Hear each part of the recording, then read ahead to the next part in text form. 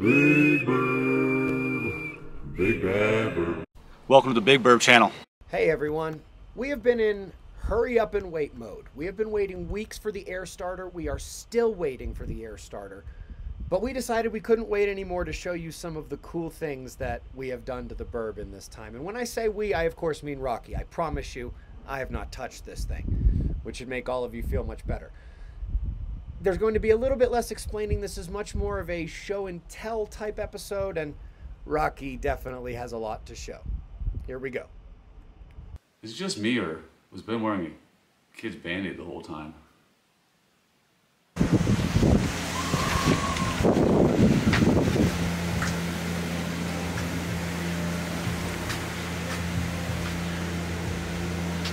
It's gonna look a little bit different.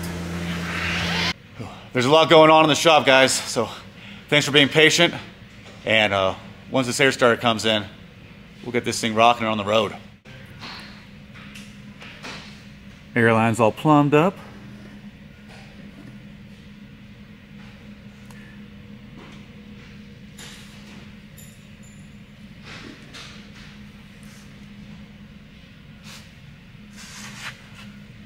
Dual compressors.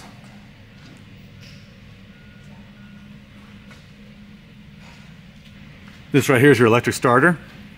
This will be replaced with our air starter. Right now we just have this in here temporarily until our air starter comes in, like I said.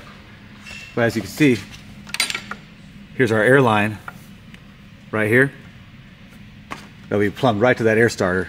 It goes right to the tanks right there. Got a manual valve right here.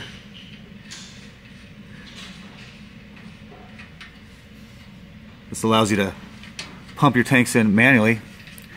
It'd be a pain, but it's doable. We're setting another line so we can run some onboard air and do some power tools or fill our tires up. As you may have noticed from the original photos right here, we shortened these brackets up to give us a little more clearance, and we're hoping to fit this rear sway bar in. That's to be determined.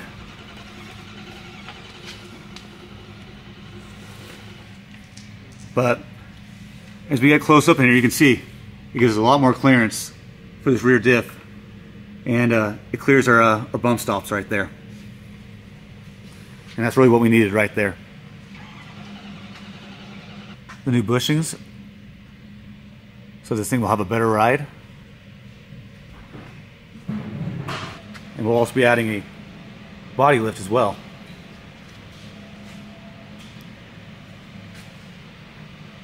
This body lift will help clear this baby right here.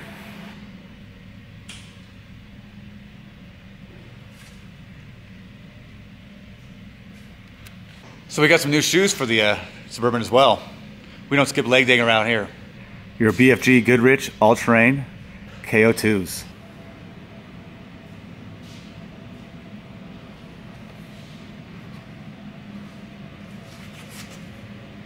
Talk about leg day, huh? And the next step is we'll go ahead and get this thing started and then get the body back on.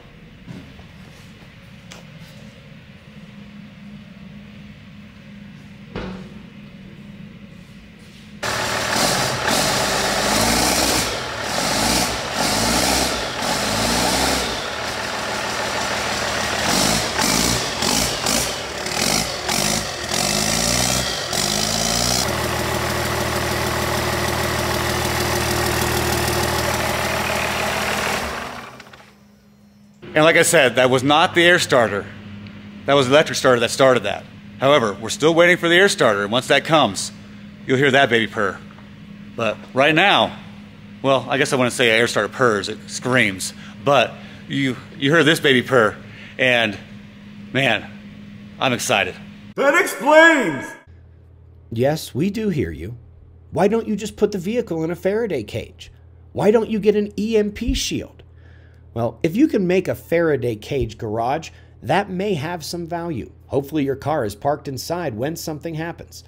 As for the EMP shield, folks, I've been looking into that technology for years. We actually tested one out in the Mobile Observatory project in 2014. Obviously, there were no major solar flares or EMP events, but my wife and I did think we could hear the thing buzzing at night. To be sure, there are various versions of EMP shields, EMP defense technology, and ever-changing details of the devices, but at the end of the day, the manufacturer's claims almost never pass muster. They test the devices, but not really connected to any system.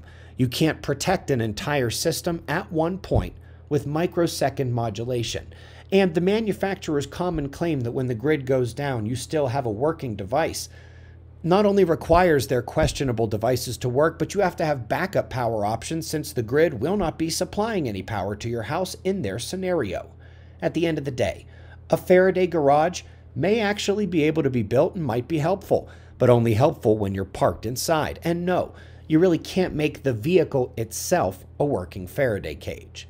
I have heard of some of the newer magnetic technology that might be good at EMP shielding, but most of them are young and relatively unproven, or if you want to call them more secretive, that's fine too.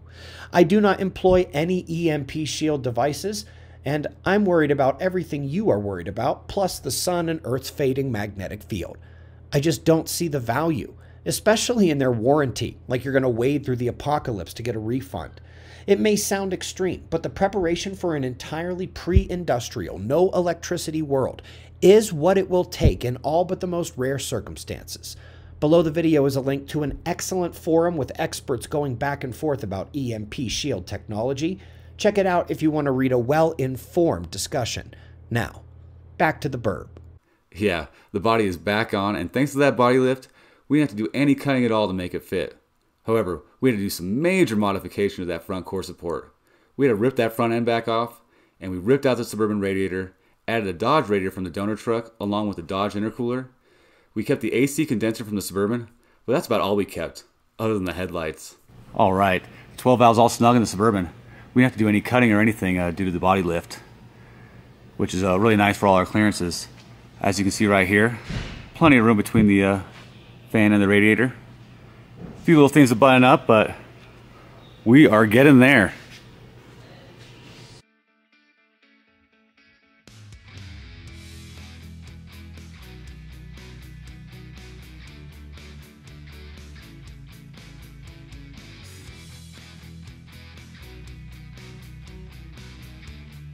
The Suburban's about to get a facelift.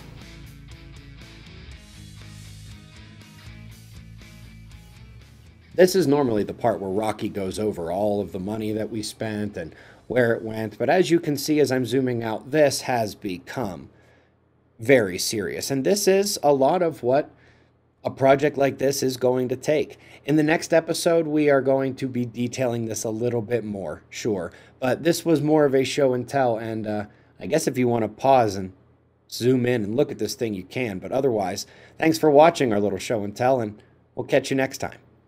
Big Burb, Big Bad Burb.